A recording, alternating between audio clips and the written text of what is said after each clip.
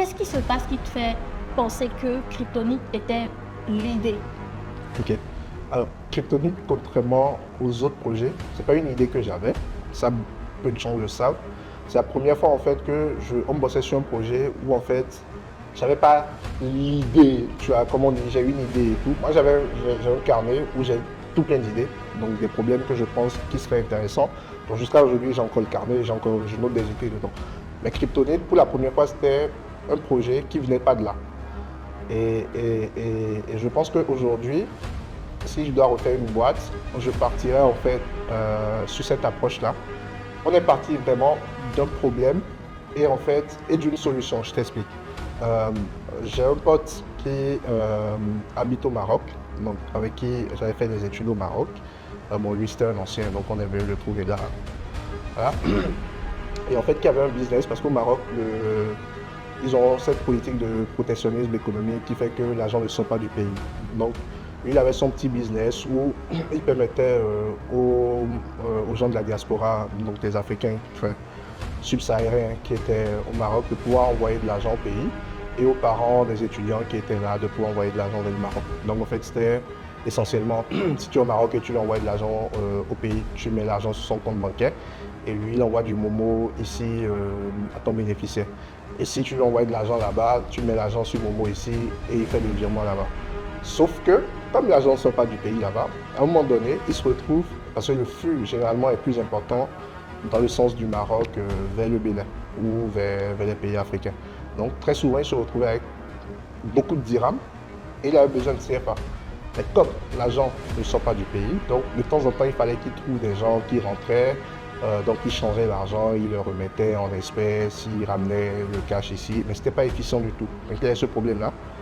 Et un jour, il était au pays, donc il vient me voir, il me dit, ouais, j'ai ce truc-là, ça me crée tous les problèmes, j'ai problème de... En plus, lui, pour le coup, il avait pris du cash chez des gens, donc les gens avaient investi, en fait, c'est des particuliers.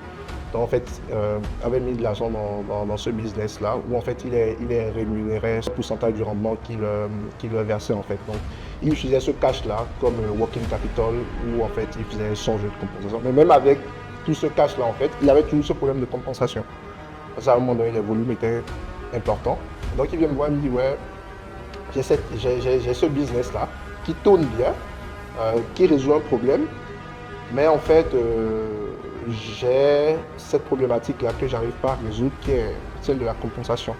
Et j'ai envie de créer une solution digitale. Je fais un wallet où en fait, j'oblige tout le monde à recharger son wallet et donc à utiliser le wallet pour faire les transferts.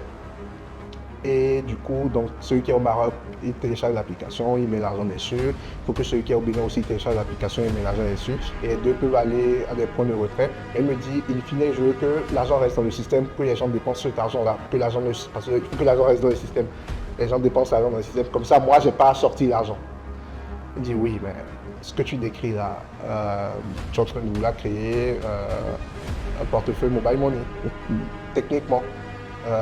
Mais tu n'as pas la licence pour ça. Il me dit oui, mais est-ce qu'on ne peut pas faire un truc? Donc il me dit ouais, on va dire en fait c'est pas de l'argent, c'est des tokens. Donc je dis mais gars, tu commences à jouer avec les mots. Ton truc là, si on fait ça, on va tous finir en prison. Donc c'est ce que je lui dis. Il dit oui, mais c'est toi l'ingénieur, trouve-moi une solution. Et donc effectivement, moi je garde le problème dans un coin de ma tête. Et un jour, on était en train de dîner. Et là, je me souviens, genre, le truc fait tic dans ma tête parce qu'en fait, quand j'étais en France, je m'intéressais beaucoup aux crypto et j'avais même appris à créer une crypto-monnaie, etc., à coder. Ouais. Et donc, il y a ce truc-là qui vient dans ma tête. Je me dis, mais en fait, pourquoi en fait on n'utiliserait pas des crypto-monnaies? Parce que les crypto-monnaies, c'est universel. Tu peux acheter des crypto-monnaies au Maroc et les revendre au Bénin. Donc, je me suis dit, ok, si tu as de l'argent en essai au Maroc, tu achètes des cryptos avec. Tu viens au Bénin, tu les revends. Tu n'as même pas besoin de bouger physiquement, façon de parler. Et donc, j'ai cette solution-là